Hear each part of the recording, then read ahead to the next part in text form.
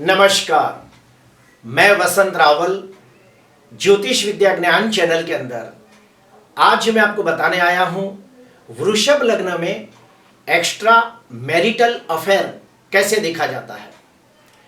आज मैं आपको 9 प्रकार के अलग अलग एक्स्ट्रा मैरिटल अफेयर के योग बताने आया हूं जो वृषभ लग्न की कुंडली में बनते हैं। तो आइए देखते हैं। सबसे पहला नियम, वृषभ लग्न की कुंडली के अंदर लग्नाधिपति ग्रह कौन बनता है? शुक्र। तो वृषभ लग्न की कुंडली के अंदर लग्नाधिपति ग्रह बनकर शुक्र राहु के साथ युति करके पहले, चौथे, पांचवें, सातवें, 11वें या 12वें भाव में बैठा हो और उसके ऊपर मंगल की चौथी, 7वीं या फिर 8वीं दृष्टि पड़ती हो तो निश्चित तौर पे एक्स्ट्रा मैरिटल अफेयर का योग बनता है। लेकिन इसका फल कब मिलता है? जब भी शुक्र, राहु या मंगल इन ग्रहों की महादशा, अंतरदशा, प्रत्यंत दशा आती है तब इसका फल मिलता है। आपको मैं बता दूं, जो शुक्र है ये प्रेम, रोमांस, सेक्स और विजातीय आकर्षण का कारक है। जो राहु है ये गोपनीयता का कारक है और जो मंगल है ये शारीरिक ऊर्जा, शक्ति और उत्तेजना का कारक है।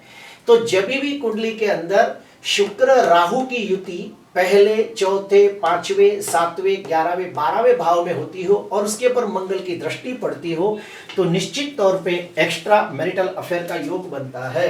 दूसरा, वृषभ लग्न की कुंडली के अंदर लग्नाधिपति ग्रह शुक्र और पंचमाधिपति ग्रह बुध ये दोनों द्विस्वभावी राशि में बैठे हो। अभी द्विस्वभावी राशि कौन सी होती है? तो मिथुन, कन्या, धनु और मीन ये द्विस्वभावी राशि है। तो लग्नाधिपति शुक्र और पंचमाधिपति बुध द्विस्वभावी राशि में बैठे हो और उसके ऊपर मंगल की चौथी, 7वीं या 8वीं दृष्टि पड़ती हो तो भी एक्स्ट्रा मैरिटल अफेयर का योग बनता है। और उसका फल कब मिलता है? तो जब भी बुध, शुक्र और मंगल इन ग्रहों की महादशा, अंतरदशा, प्रत्यंत दशा आती है तब उसका फल मिलता है। लेकिन इस योग में खास बात यह है कि व्यक्ति का अपने से छोटी उम्र की व्यक्ति के साथ एक्स्ट्रा मैरिटल अफेयर का योग बनता है।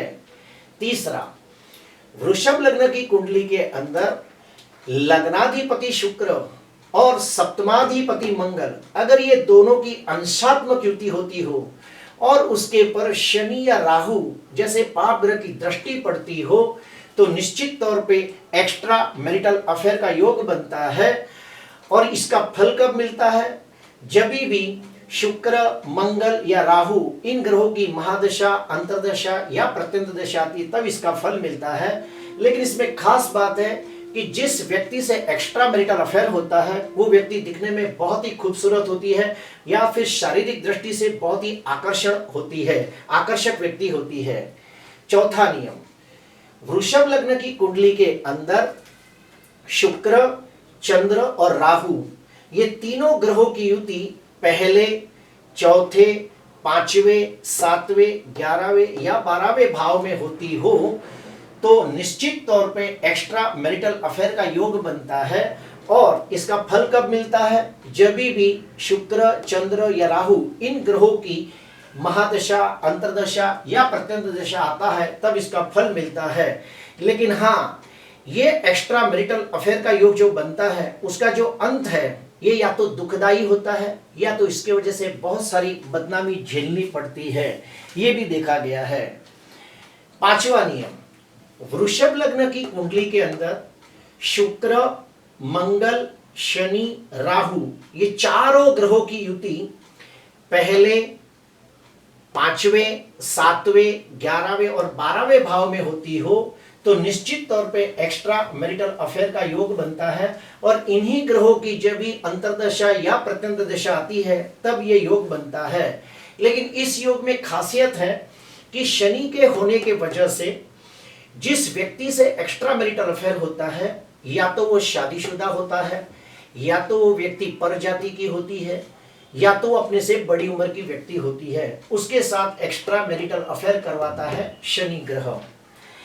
उसके बाद छठवां नियम, वृषभ लग्न की कुंडली के अंदर लग्नाधिपति शुक्र पंचमाधिपति बुध और सप्तमाधिपति मंगल, अगर ये तीनों ग्रह यानी कि लग्नेश, पंचमेश और सप्तमेश, ये तीनों ग्रह द्विस्वभावी राशि में बैठे हो तो भी एक्स्ट्रा मैरिटल अफेयर का योग बनता है। और उसका फल शुक्र, बुध और मंगल इन ग्रहों की महादशा, अंतर्दशा, प्रत्यंत दशा के अंदर मिलता है।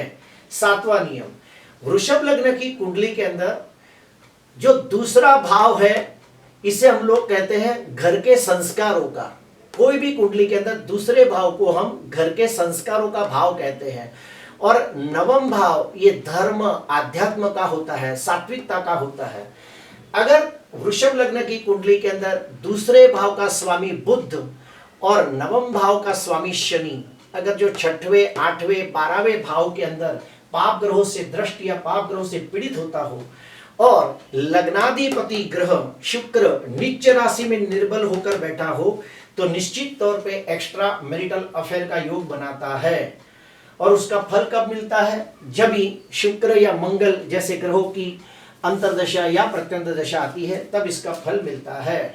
आठवां नियम, वृषभ लग्न की कुंडली के अंदर जो सप्तमाधिपति ग्रह है मंगल, वो नवमांश कुंडली के अंदर अगर नीच राशि में निर्बल हो और पाप ग्रहों से दृष्ट होता हो तो निश्चित तौर पे ऐसे लोगों को प्रथम विवाह के अंदर सुख नहीं मिलता है और वो लोग अपनी शारीरिक और मानसिक भूख को पूरी करने के लिए एक्स्ट्रा मैरिटल अफेयर का योग बनाते हैं।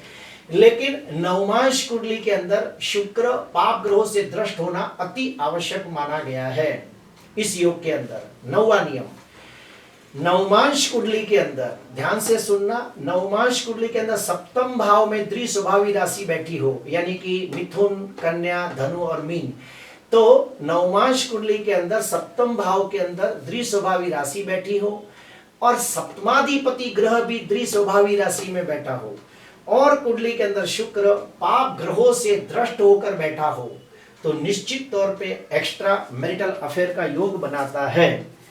अभी हम लोग जानेंगे कि अगर मान लो वृषभ लग्न की कुंडली के अंदर एक्स्ट्रा मैरिटल अफेयर का योग बनता है तो इस योग को विफल बनाने के लिए या फिर निष्फल बनाने के लिए कौन कौन से उपाय करने चाहिए। तो मैं कहूंगा कि लग्नाधिपति जो शुक्र है उसका उपरत्न आता है ओपेल, उसे धारण करना चाहिए कम से कम 15 कैरेट का। पंचमाधिपति बुध का पन्ना धारण करना चाहिए और भाग्याधिपति शनि का रत्न नीलम धारण करना चाहिए। लेकिन एक शर्त कि लग्नेश, पंचमेश और भाग्येश ये नीच राशि में निर्बल नहीं होने चाहिए और छठवें, 8वें, 12वें भाव में पीड़ित नहीं होने चाहिए। दूसरा, हनुमान चालीसा का पाठ करें खास करके मंगलवार को। तीसरा, शिव मंदिर में जाकर दूध या पानी का अभिषेक करते हुए लिंगाष्टकम, रुद्राष्टकम, शिवाष्टकम, बिल्वाष्टकम ऐसे सब स्तोत्र का पठन करते हुए शिव जी का रुद्राभिषेक करें। चौथा, दुर्गा सप्तशती का पाठ करें। और पांचवा और सबसे आसान उपाय कि किसी पवित्र मंदिर में जाके विवाह के मुहूर्त के अंदर अपने ही जीवन साथी के साथ पुनर्विवाह करें। यानी अगर लड़की हो, शादीशुदा लड़की हो तो अपने पति के साथ पुनर्विवाह करें, अगर पुरुष हो तो अपनी पत्नी के साथ पुनर्विवाह करें। इससे वैवाहिक जीवन में और दृढ़ता आती है और एक्स्ट्रा मैरिटल अफेयर का योग कमजोर हो जाता है। प्रिय दर्शकों, आज के लिए बस इतना ही। आपको अच्छा लगा हो तो जरूर लाइक करना, सब्सक्राइब करना। नमस्कार।